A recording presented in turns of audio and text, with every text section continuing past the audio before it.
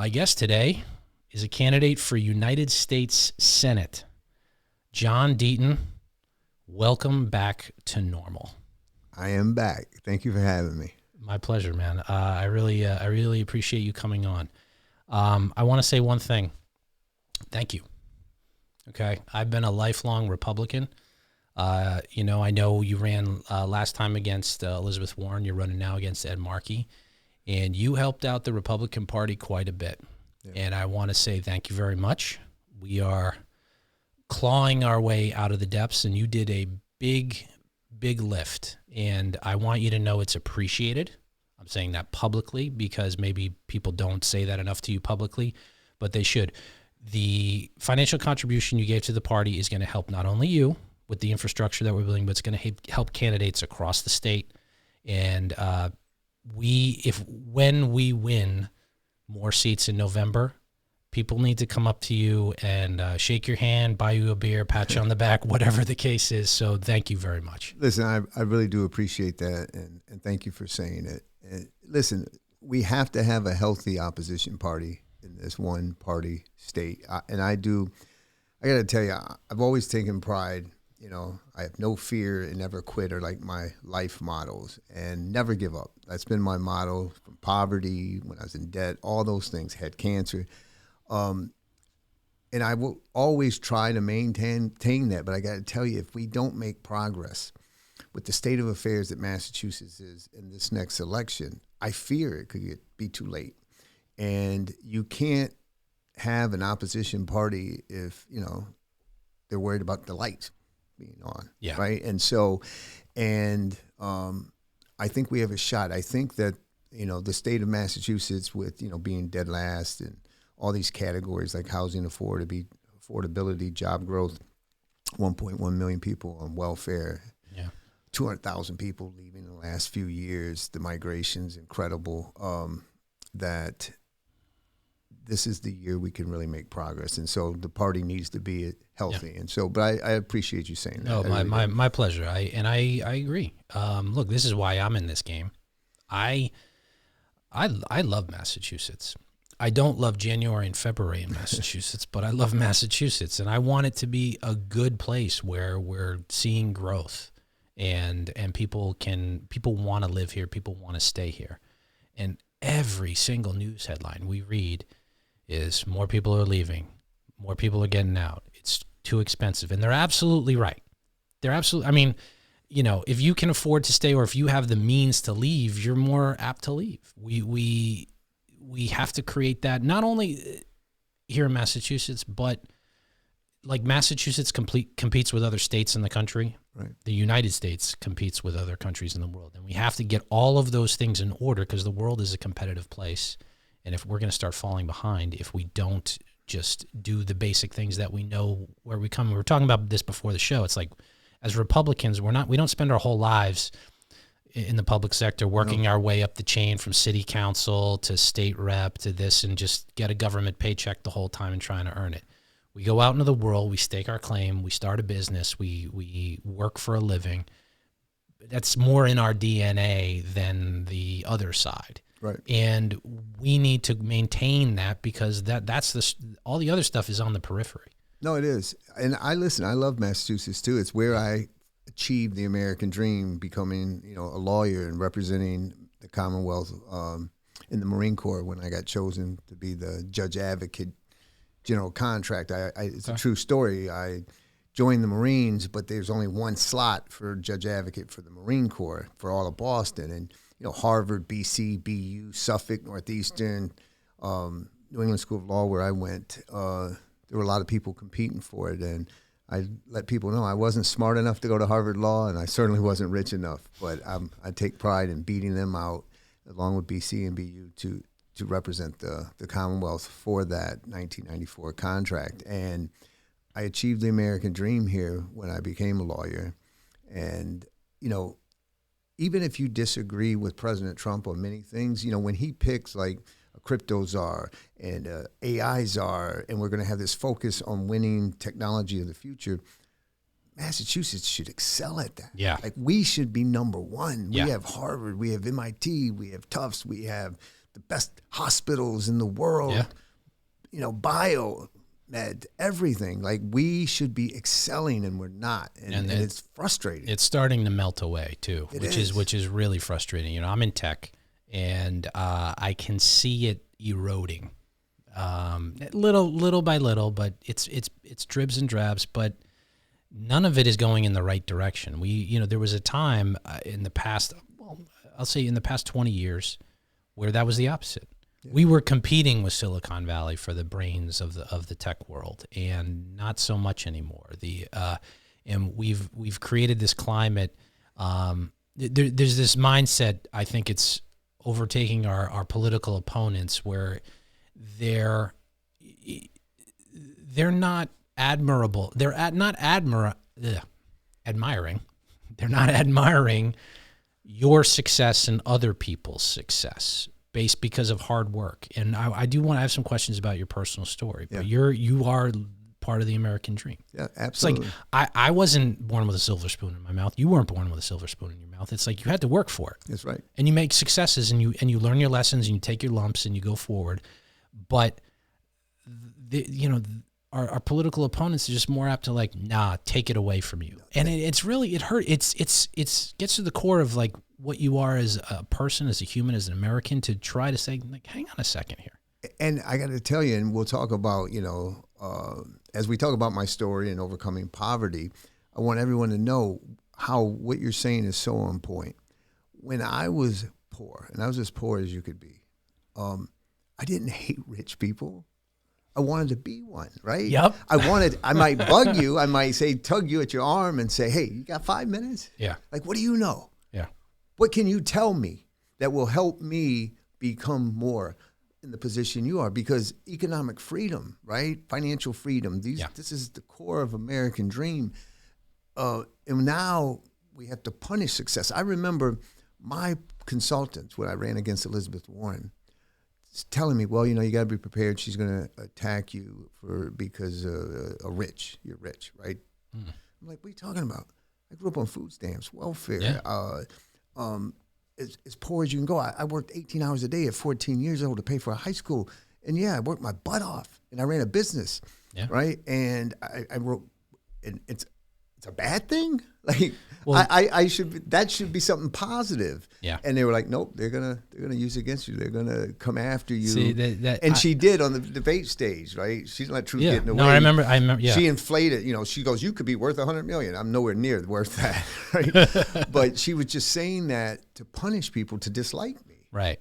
Well, being successful. Well, there is this. I think conversations like this will slowly start to pull it back to when it was maybe a generation or older ago, where it was like, don't hate the rich. It's like you can hate people who are jerks. It's like they'll give you a reason. Yeah, they'll give. But success should be admired, and this is why people come to the United States of America. Because you all over the world, you have situations where you have extremely corrupt governments, you have nepotism, you have favoritism in all the structures, and people literally can't get ahead. Like there's too much corruption in their government.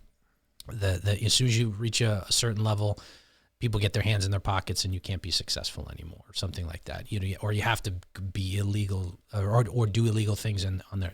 It's not really that way in America. If you work hard enough and smartly, you can probably do okay and beyond. Right. And there is this, I want to get into your personal story right now. And this is a good segue to it because, I remember one summer I had to sleep in a hallway. Like we weren't rich, the house almost got foreclosed on.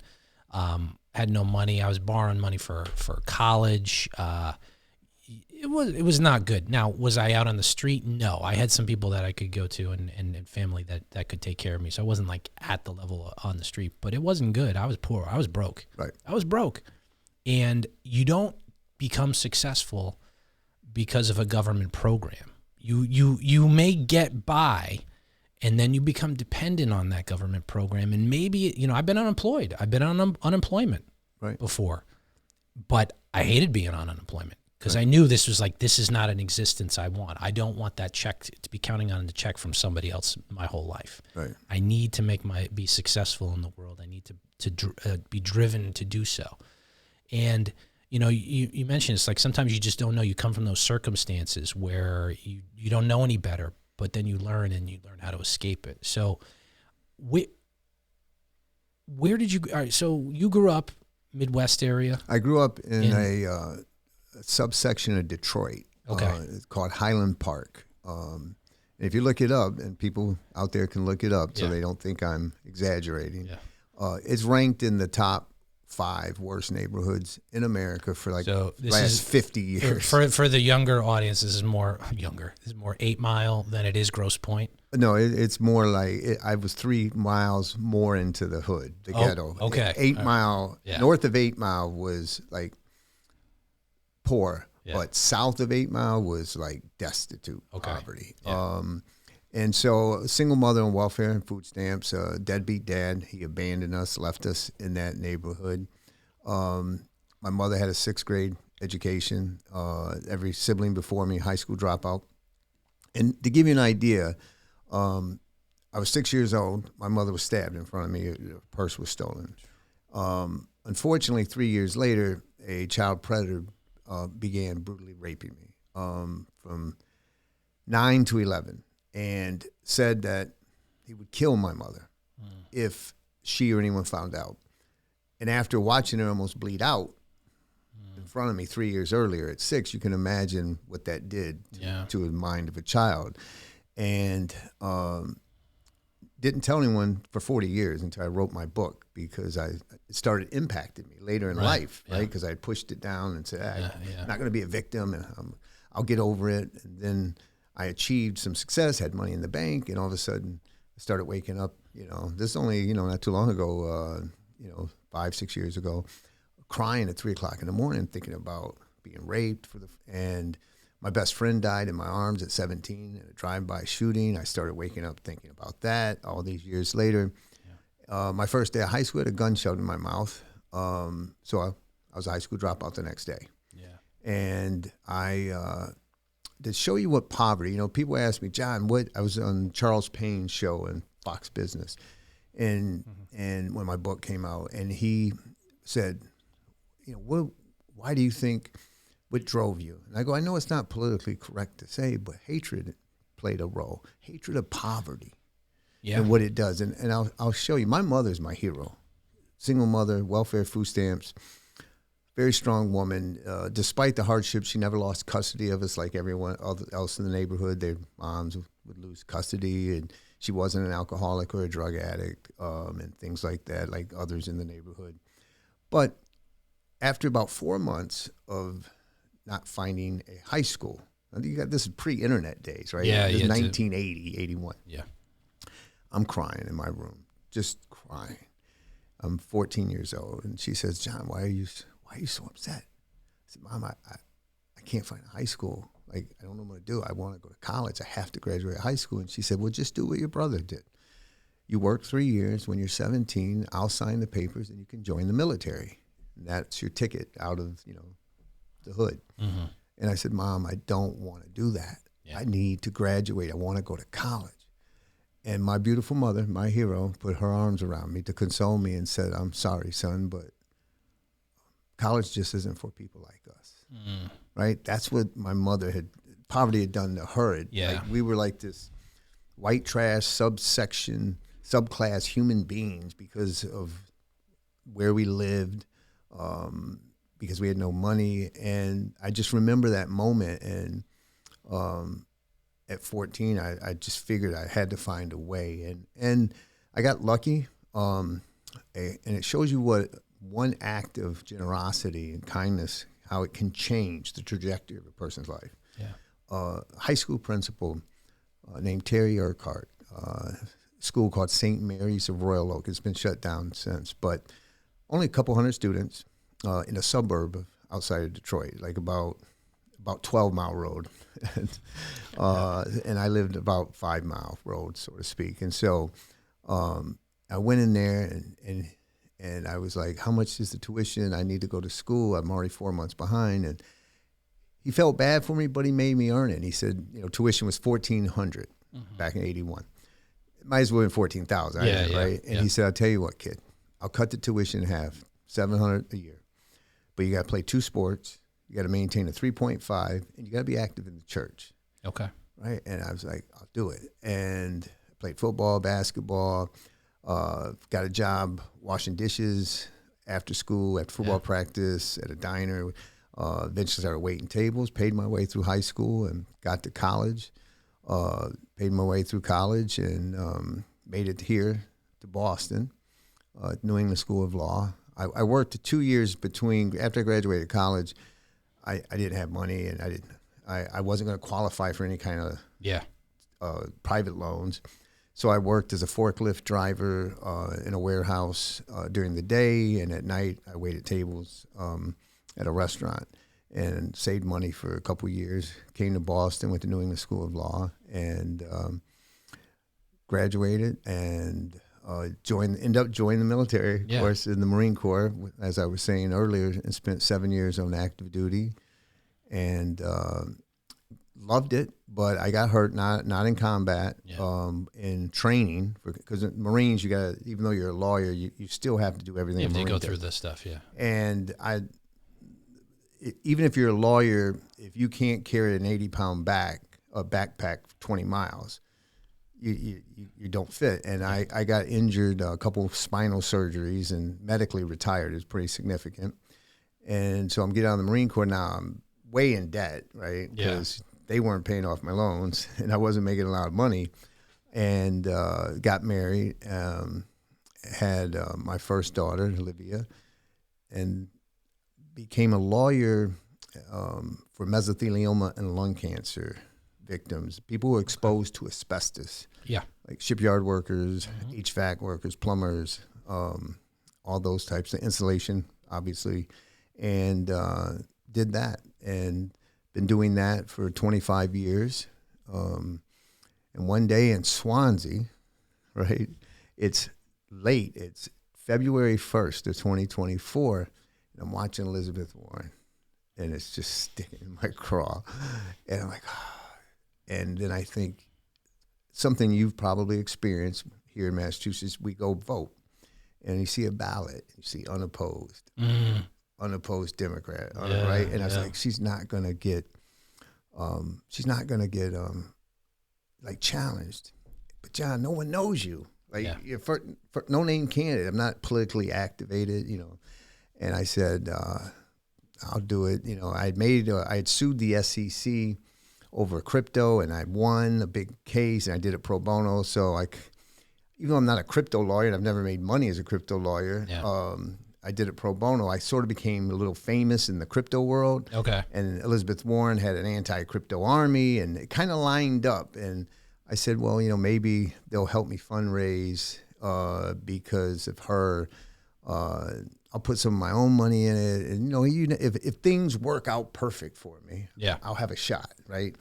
And fortunately, I know I'm going long, but fortunately in Massachusetts, the primary is September, and when the other guys made the ballot, I had to spend all my time trying to convince Republicans, hey, I'm the guy, and I won it, but then come out of the primary, Well, that's the thing. That's the rub in Massachusetts. Look, they set it up that way for a very specific reason, and it's really not going to bite them on the butt anytime soon because they just want to protect incumbents. So maybe for an open seat where there's a contested primary, it could be difficult for them for that purpose. But I mean, what you described is, fortunately, in this country, this is a great country. It is. Because somebody in your circumstances can rise up.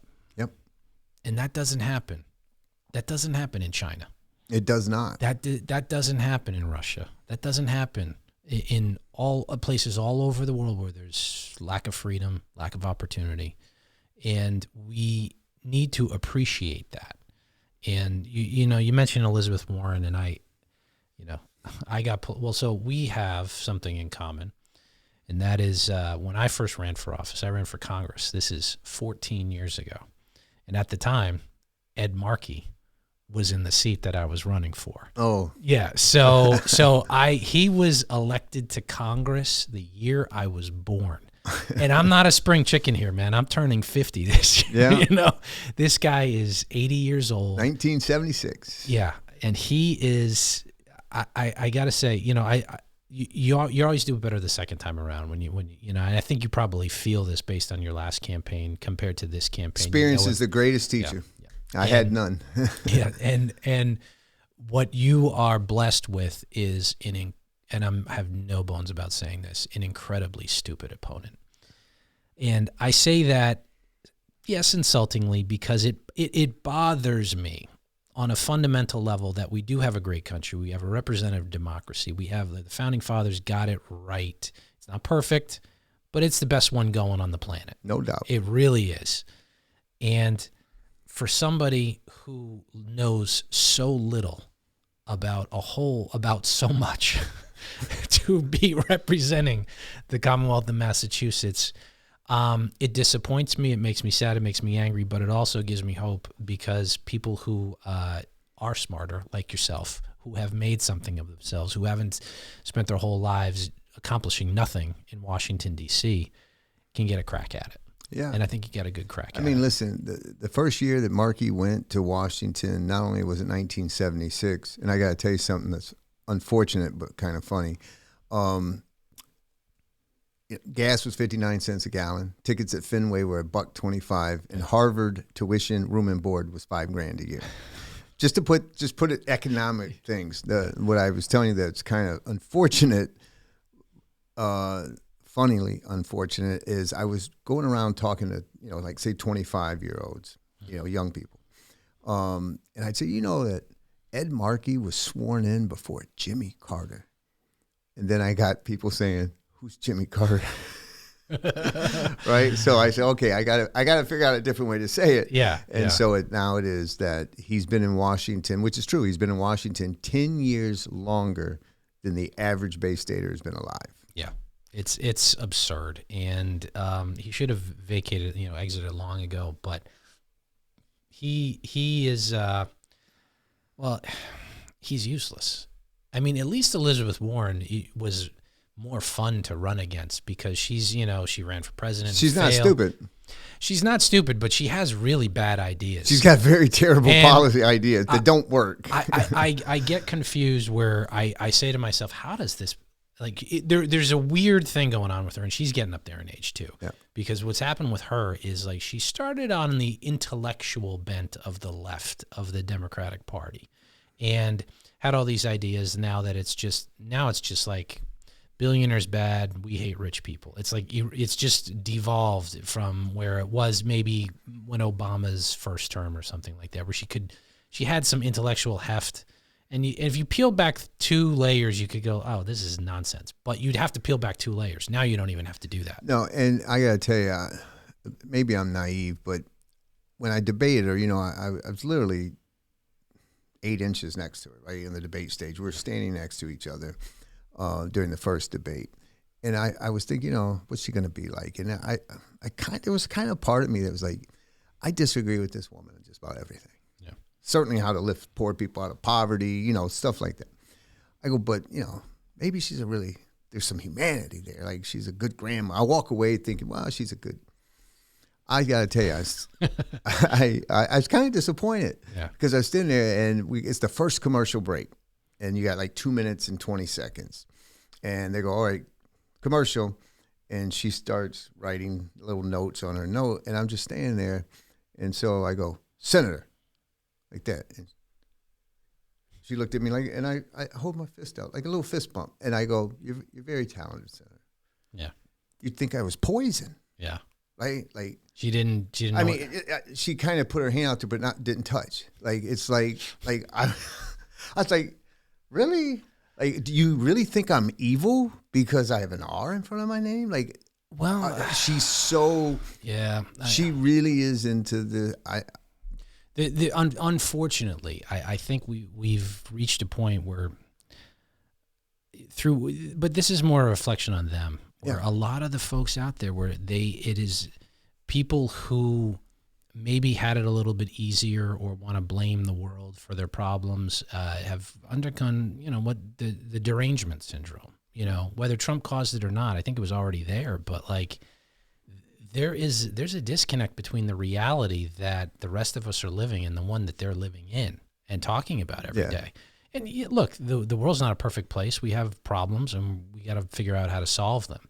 Right. But, the constant dialing it up to 11 is just, it's not a healthy mindset to be in 24 hours a day, to constantly like tap that anger inside of you. I mean, you talked about it, like the anger and the hatred drove you for a while, but like at a certain point, I've been there. No, it burns you out. It does. And I think that's why I sort of, when the anger subsided in me, reflection came on. That's why I think I started, having issues where I had to write the book, sort of to talk about being raped and, sharing things I had never shared with anyone in my life. And it's because of that, it was able to take a deep breath and it subsides, because it does burn you out. And it's not healthy.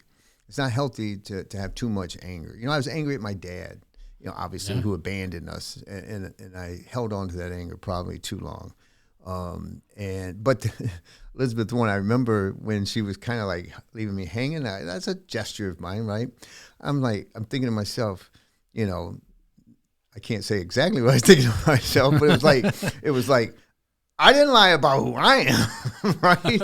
I didn't take someone else's job claiming to be the first woman of color at Harvard Law School. Yeah.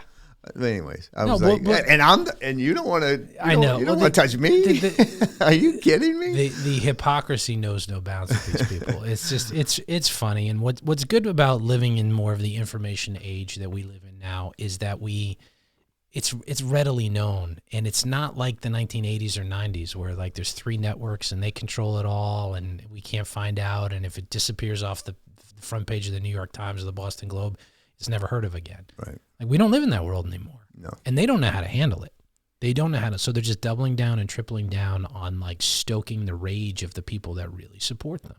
And it's going to lead, it's not going to, I would love to have Democrats on this program, on the show, talk about issues, debate them. Let's get to a solution. Let's figure things out. Right. They won't come on. No. Why would they though? Because their ideas aren't good. Everything is just taxes and government programs. That's all it is. And we're all taxed out, man. But here's the thing. Candy tax, prescription tax, millionaires tax. And now they've got around to taxing the taxes, right? There's a new surcharge on your car tags. It's like, what? We went through the alphabet. Now we're at AA. Yeah. Like it's crazy, but potholes aren't fixed. Rents aren't coming down. Correct. Well, because they're these lifetime government employees that don't do much. It's what you said earlier. But if we take Ed Markey, you've never cut a payroll check in your life. Yeah. You've never had a real job. No, he hasn't. He's never had a real job. He still talks about driving an ice cream truck. To pay for good luck. You know how many ice cream you have to, sell all the ice cream in California and Massachusetts to afford one semester now. But I'm just saying is that I think and when you think about it, if you're 80 years old and you've been there 50 years, why would you want to even stay? That's a good question. I think because they're treated special. Yeah. Part of a machine. That and like his wife has worked for NGOs for the last 30 years. Mm-hmm. Listen, they shut down the government, TSA agents, lines. They get escorted past the TSA lines, and they get paid after shutting government down. Ed Markey in the 90s wrote $49,000 in bad checks, about 92 checks. Yeah. He didn't pay one insufficient fund fee. Yeah. Right? The bank just killed it for him because he's a member of Congress. They're special. And it's well, there's a resentment coming all over the country, I think, now, where the fraud that's starting to bubble up, people, the popular feelings amongst, it's like we're getting ripped off, and the people in office are the ones ripping us off, and they're doing it, and they think they're just calling you every name in the book when you point it out, and you're like, no, time out here. Right. we're the ones that are the suckers. If you're working hard, if you're doing everything that you described that lifted you out of poverty, the stuff that, has made me successful and millions of other people successful, where it's hard work, grinding it out, you take your lumps. Yeah, it doesn't always go your way, but you chip away at it and you have the opportunities, and one opportunity leads to another. You pay your taxes. You save for your kids' college. You pay your mortgage. You do all that stuff. And then I'm all those tax dollars I'm paying, they're ripping me off, like SNAP benefit fraud. Like, okay, maybe this is very un-Republican of me, but on a state level, I'm okay with a small portion of my tax dollars going to help people who really need food support and can't do it, or those who are really in poverty, but the program to get them off of welfare. Of course. Right? And I think most Americans would agree with that. Maybe, but small. Right. And their idea is like the success of a welfare program from my eyes is how many people get off welfare. Of course it is. Success for them is how many more people that they can get on it. And that's why I said, when I announced, I said, we have 1.1 million people on food stamps in Massachusetts now. And I know something about that life. It's a lot. And we need to elect people who know how to lift people up out of poverty, not put them in it. Yeah. All you're doing it. And so I agree with you. Obviously, I would never say, you shouldn't have food stamps. I was a recipient of it. But the fraud thing, what people need to understand, there's two layers here. Yes, respect the taxpayer, right? But also, every dollar that goes to a fraudster isn't going to exactly. Get it. Yeah. It's a swing in the other direction. It absolutely is. And so, and I've been saying here in Massachusetts, I really truly believe that Massachusetts rivals California and Minnesota when it comes to fraud. Medicaid and SNAP. Yeah. I believe it, and I think it's why they won't do the audit. I think it's why they're not giving the federal data information to the federal government. They don't want it uncovered. No, I told this story on a few episodes ago. There's a Chinese restaurant we get like takeout and we go to. It's in town, and the way I come home when I'm picking up the takeout, I go by a house, and this is like I've seen it definitely twice, maybe 3 times, where somebody's got their minivan parked and cardboard boxes full of food, and they're like handing it out to random people. So they're clearly like selling it. They got the EBT card for free, racked it up, bought this, and sell all the food at a discount. Yeah. Now that's like low level, but I'm watching that. I've seen that. I'm telling you, 2 times, probably 3 times. So how often is that fraudster doing it? And how often is that scam? I'm just happen to be driving by it when I'm picking up Chinese food. So it's all these micro elements that you see all over the place, and we're not cracking down on it with the electronic ability with the cards, limits on how much you can buy at a time, all kinds of stuff that just competent governance would fix. I went to one of the Healy hotels in Rockland. It used to be a Comfort Inn. They cover up Comfort Inn. They turn it into a shelter. I went over there, and some of the migrants the illegal migrants they put in there, we're talking about like they got the better iPhone than I got. Yeah. Gucci. Nicer cars. I've seen like legitimate like designer clothes. I'm like, so it's rampant, and we've got to get change. We need people that. So I've had on some. I get into these Twitter beefs with I had on Diana DiZoglio on another episode, but we go back and forth on Twitter and occasionally. And what I always like to say this to people, like, I hate to break it to everybody. It's like you can yell at the Democrats on Beacon Hill, the Democrats in D.C. You have to vote in new people that don't want to do this, or nothing changes. And I say this to the audience. Go to johndeatonforsenate.com and contribute to his campaign. If we don't get more people voting for Republicans, all this fraud is just going to continue. It's going to continue. It's going to continue over and over again till we get till we're at the point we're at now. It's just like we're broke and we're trillions and trillions in debt, and we got to reverse the ship. We do. So I have a question for you. We talked about this before the show. Right now, we are taking military action. We are. I'm shifting gears completely here. We're taking military action against Iran. It's not like there's not a lot of things to talk about. Well, there's plenty of stuff to talk about, but this is a big one. So it is, and I'm glad I'm having you on because I have a lot of folks.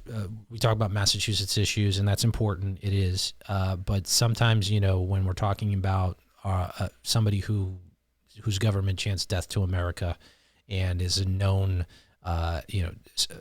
state-sponsored terror, and has exported it across the globe, they're getting a nuclear weapon. I've been pretty honest about my support for the president. When I think the president's right, I say I think he's right. When I think he's wrong, I say I think he's wrong. That's it. That's the way you're supposed to be. I'm very transactional in it. I want my politicians to do what I want, and they get a pat on the back. And when they don't do what I want, but we're in a unique spot as Republicans in this space because there is this element where you learn the lessons, I guess, from the wars of the past, where call it the Iraq invasion of 2001, Afghanistan as well, which I separate those two. I don't think that they're you can't lump them together. The Middle East is a dangerous place, and it's a dangerous place for America to get involved in militarily.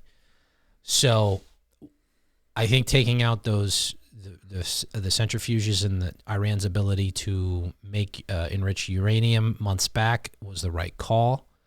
Now we're taking out the leadership. There's varying degrees of what we'll measure as success as we see this play out. But I want to get your opinion. This is why somebody who's running for federal office, you're going to have a vote to send young men and women overseas, whether it's this situation or another situation. God forbid that we're going to have to do it. You were a Marine. Right. You are a Marine. There is it's a really big responsibility. So I want to get your thoughts on that and what you think of the situation. What would you recommend? What's your opinion? Well, I'll tell you this. I agree with you on the premise that we cannot have Iran achieve nuclear capability. Obama said it. Bill Clinton said it, right? That's not a controversial thing. That's been our policy. And so we start there. We also start with this regime that kills their own people. Yeah. Like protesters, responsible for the Beirut bombing of the Marines in the 80s, all the proxies, cost lives. Hezbollah, the Houthis in the Red Sea, all of those things. And so, and I'm certainly a guy who is always going to side for America and the troops. What bothers me about career politicians, someone like Ed Markey. Yeah. So as soon as President Trump, we're talking about back in June of 2005 when we did the first bombing of Iran. 2025? Yes. Oh, yeah, okay, last right. June, yeah. Last June. He called it unconstitutional, right, and he called it illegal, and then he did this one as well when we, 13 days ago, began the air campaign. And I was very critical of him because I said, wait a minute. You didn't say that when Barack Obama bombed Libya. Correct. For 7 months. Right. You didn't say it violated the War Powers Act. Yeah. Right? For 7 months. Wait, you didn't say that about Clinton when he bombed Kosovo. Yeah. You didn't say that about Obama in Syria. Yeah. And also in Yemen. And so, be consistent. And so I believe the president under Article 2 has inherent authority of the Constitution to protect national security interest of Americans. And so I support those things. The intelligence, again, we could be critical of the president, the messaging, right? Yeah, I'd agree with that. In the sense of we obliterated him, and I don't think they've really, in June of 2025, but now we've got to do it. I think they could have made a better case of why we're doing this now. But so I don't think that, so I supported it. Now, what I don't support are the Lindsey Grahams of the world. Yeah. Which I view as warmongers. Like Lindsey Graham is like, we're going to take Cuba next, and he's telling President Trump to seize Karg Island, which controls 90%. and we have 2,500 Marines from the Marine Expeditionary Unit going there.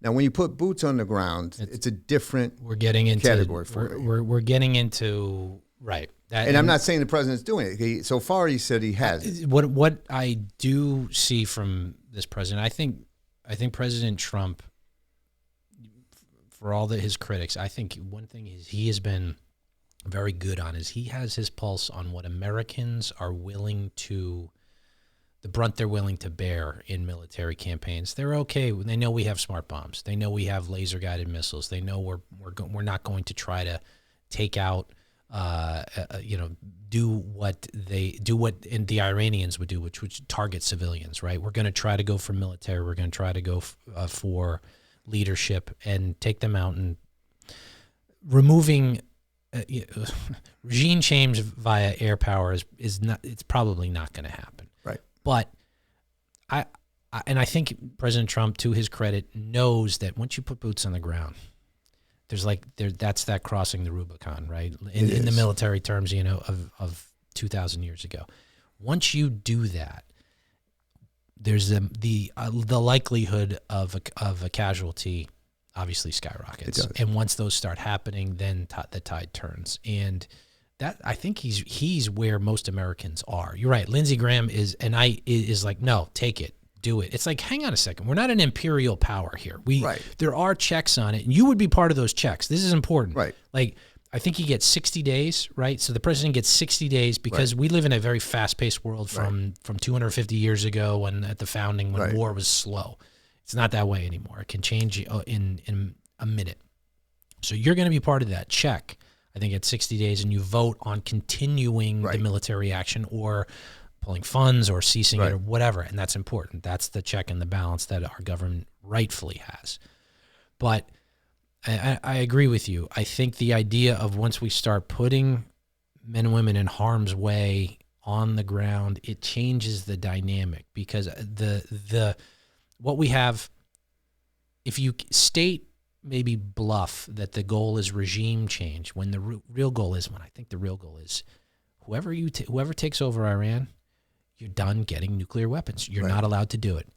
Be like, well, okay, we're going to hit the button and we're going to melt you. Right. And by the way, I'm in favor of hitting the button and melting them if they want to get nuclear weapons, because they'll use the nuclear weapons. They'll use them. So from America's national interest perspective, the idea should be like, just don't let Iran get nuclear weapons. We don't actually care who runs the country. We kind of don't. We just don't want the regime that wants to get nuclear weapons. And if you do, we're just going to kill you. Right. So maybe the next people in there go, all right, well, I like running the country. All right, we'll shelve the nuclear program just to live. And if that's the message that gets through and the regime doesn't change, I call that a win. No, I agree. You and I share similar on that. The reason I was distinguishing, and I was very critical of Lindsey Graham in the sense that I have no doubt that the 2,500 Marines could take Kharg Island because it's flat and it's about 8 square miles.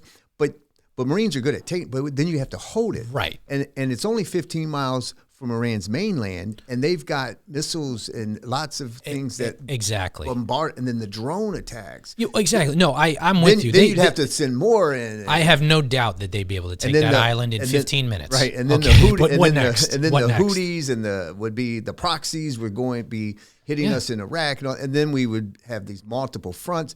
So you just don't think it through. Yeah. And so that's where I would say, if you're going to put boots on the ground, you got to first of all, you got to make a better case to the American people, because you got that pulse you're talking about. You've got to convince them why, and I think you got to go to Congress too, because then it's different, And you brought up the 60 days. That what we've got to get is, what I can't stand are career politicians who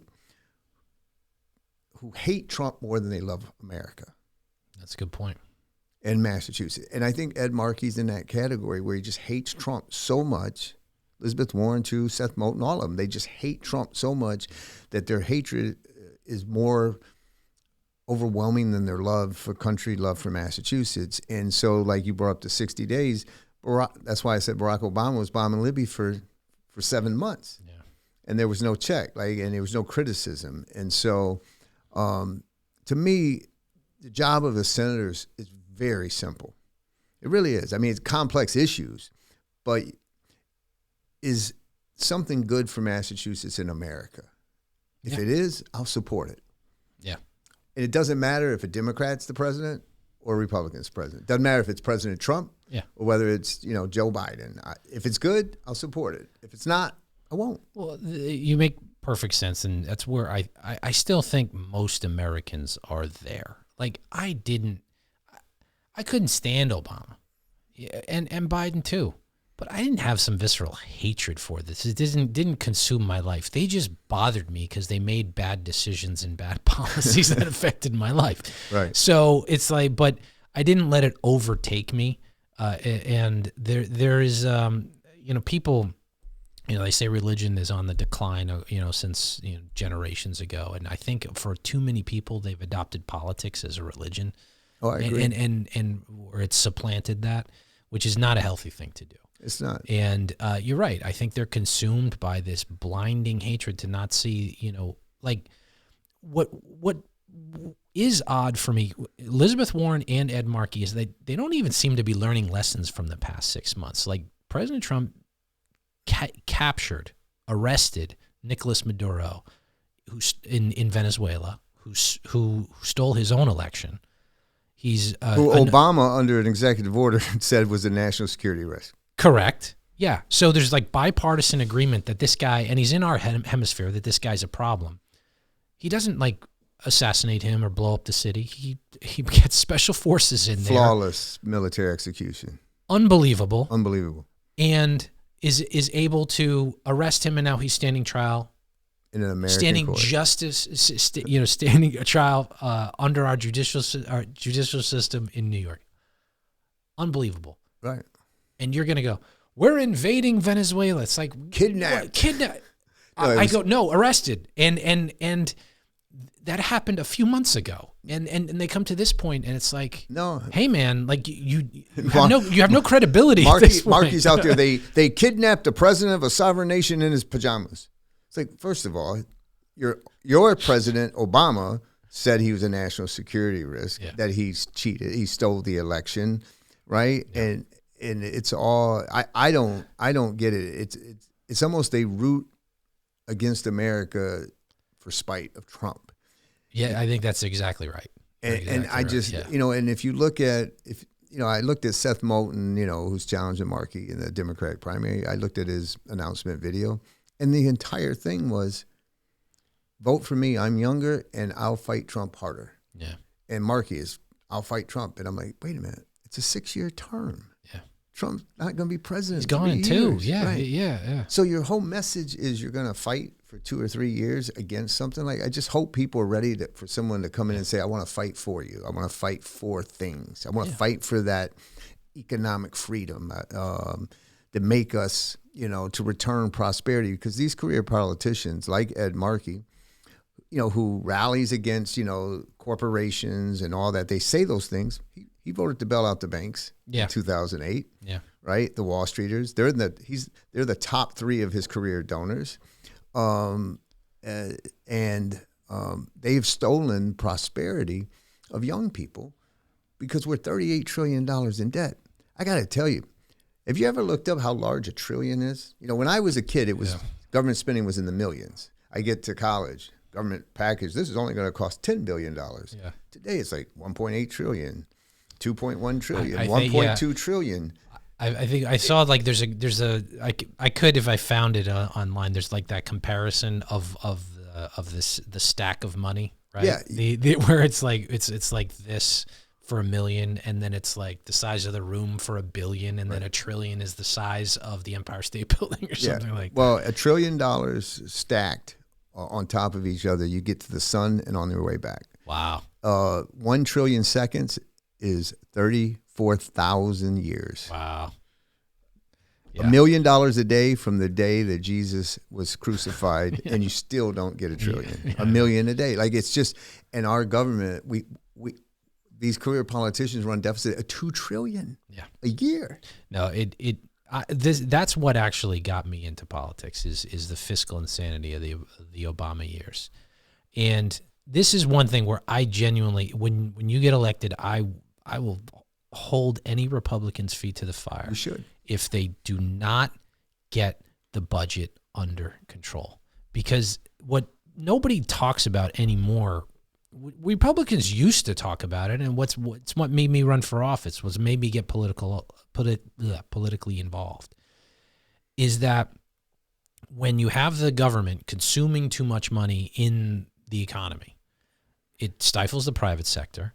We rack up our debt. Our debt is bought by China and other foreign actors who do not wish to see us be, who wish to do us harm. We're selling out our grandkids and great grandkids' futures with this, and we're just utterly screwing ourselves over. We are, and we can get to a point where we can get the deficits down to maybe even a manageable, not twice, and not our national debt all accumulated is our gross national product.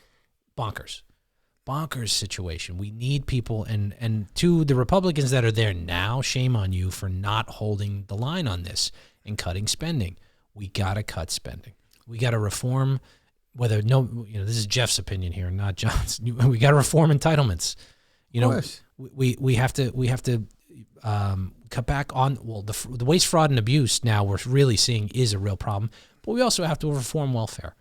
And because to our earlier point on the conversation, we shouldn't be encouraging our citizens to get on welfare or expanding what it means to be on Social Security disability. Like, that's not healthy. And there's rampant fraud in the systems. But listen, obviously, I'm not. If you're of an age, if you're my age, 58 years old, all right, then I'm not going to support taking your Social Security away or any of that kind of stuff. Like that's a contract. But my 7-year-old daughter, does she need to be on the same Social Security program that her grandfather or grandmother was on, that her dad's on? I'm just saying we've got to address it. Exactly. We've got to look at it. And here's the thing. Here's the part. We can protect our seniors and make sure that they're taken care of and phase it out over time for something that's more sustainable. Right. And 100%. And that can happen. And I'm an optimist with this stuff. Look, I bet on America. I don't let, you get in too much on the online stuff. There's the black pill and the red pill, these people that, nah. I'm an optimist, okay? I think people are scared of AI. I'm like, okay, I work with AI a fair amount. I'm like, maybe, but also I think AI is going to help medicine, speed up medicine. See, that when I just read a story about AI. The guy used AI and it cured his dog. Like I don't know if it's true, but I think those are things we're going to see. But those are things I think we're going to start to see, because you get sick, whatever. I don't feel so good. You go to the doctor. They got to run 1 million tests, and they got to wait, and you got to hear back, and you got to get this, and it goes back and forth. It's a lot of back and forth of information. AI compresses all that. Yeah. You're going to, and AI, and think about 20 years ago, 30 years ago, something, you go to the doctor, oh, geez, I've never seen this before. Okay. Ask AI if they've never seen this before. No. All the parameters point to this weird thing, and here's the specialist. And you get that information turned around. I think I'm optimistic about that. And I think when that happens, cost is going to start to drop. Now, it'll take a while. Right. You're right. Yeah. The amount, what you just eliminated was layers of friction. Correct. That's built in these bureaucracies, and you can eliminate that, which will bring down costs. Bring down costs for medicine, across the board. So I'm optimistic about that, but the government's got to get out of the way of these things and let it happen, because there is incentives. Doctors want to heal people faster. Businessmen want to, sell their new invention or whatever it is. They want to do these things. Right. But we have to have an environment where it's allowed to happen, and we can't have that environment if government's choking up the capital, the expertise, all of that, and it's because we're spending too much money. Absolutely. So I'm going to be very diligent that for the rest of my life with the idea that we gotta get this our spending under control, and we really need to rein in the bloated government that we have. Now, this has been a good conversation. We're almost at an hour, so I want to leave some time for you to make your closing case to the voters. Anything else you want to touch on, and before we wrap up? No, I appreciate it. What I want them to know is that I'm not running on Ed Markey's 80 and been there 50 years. It's there. Like I believe in term limits, right? I think that's too long, but I'm not running on that or against all those things. I'm running on solutions. The one thing that I've learned, most people, you got your ideologues, you got your extremes, but most people aren't looking for ideology, Jeff. They're looking for solutions to their problems. And I'm coming to the table I'm excited about offering solutions. I got a common sense energy plan, right? That I want to institute. That does include nuclear, because it's the only way to do it. Someone like Markey, he's been there so long. He's thinking Chernobyl. Yeah. Right? He's thinking 3 Mile Island in Pennsylvania in the 70s, there was a possible leak. And these small modular reactors, you can put 4 of them in the Commonwealth, 300 megawatt, 40%, and they're carbon free, and they're 97% efficient. All the things that he claims to want are available It's through available. technology. Yes. And what's troubling me, he's the quote unquote environmental guy. Right. Mr. Clean air and clean energy. But you're right. Nuclear would solve all of that and provide us with fantastic, tons of electricity, and we'd be able to get off natural gas for electricity generation. So if you use natural gas to cook or heat your home, that price would go down because it would just ripple effect. Yeah, he gets up there. He'll say Green New Deal. Actually, the Green New Deal, it's ridiculous, but it actually keeps us on fossil fuels longer. It doesn't even solve the problem because, solar, and I don't know how you can call yourself an environmentalist and push offshore wind, but that's another topic. But listen, I know we got to wrap up, but I got a plan on, home, on building homes. I've got a plan, Clean Washington Cleans Hand Act that lists lots of things. Obviously the big ones like stock trading and eliminating that, single issue bills. All right. Now you're talking my language. Why would a spending bill be 2,000 pages? Well, why would you mix Ukraine funding with Social Security or education? That would solve so much. Thank you.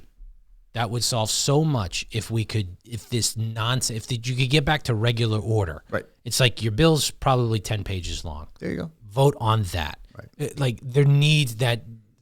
That's the way it should be. And it can go back to that way, right? But you got to get, there's got to be a groundswell of support for it and leadership, and God willing, all right, you can get there.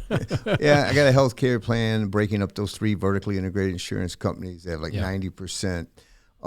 Anyway, I just want them to know that I didn't want them to take away that. I'm just saying, bring up his age and his length. I've got some really great ideas that I think we don't have time, but I have an innovation dividend idea for taxpayers. Okay. Our taxpayer dollars that break innovation. Harvard gets $600 million of our tax dollars money. They have a breakthrough using our money.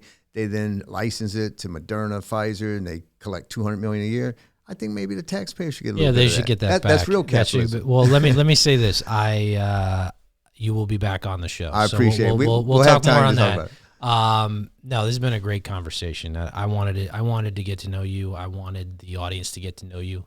Hopefully they have during this conversation. The website is let me actually go back to this, clear this for a second. I've been showing the website the whole show. I appreciate it. Thank you. The website is johndeaton4senate.com.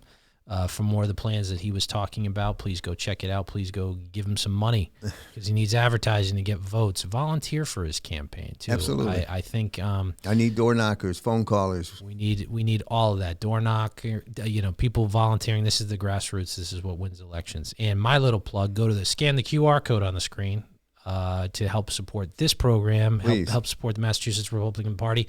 Be like John Deaton and help support the Massachusetts Republican Party, get people at all levels of government elected, and we can. I've said this. I'm going to be my mantra till the end of the year. Is going to be nothing changes unless you vote them out. Nothing changes. You're not John's running for federal office, but state office. You want the audit? Vote out the people who are preventing the audit. It does not work. They're gonna keep doing it unless you kick them out. Kick them out of office. Vote Republican. We can do it. We will do it. And with that, I'll say, John, thank you so much for coming on. I really appreciate your time on this. And, I appreciate you having me. I look forward to coming back. We'll definitely have you on, and go vote for John. Go give him money and volunteer for his campaign. Thank you. Too. All right. Until next time, everybody. Bye-bye.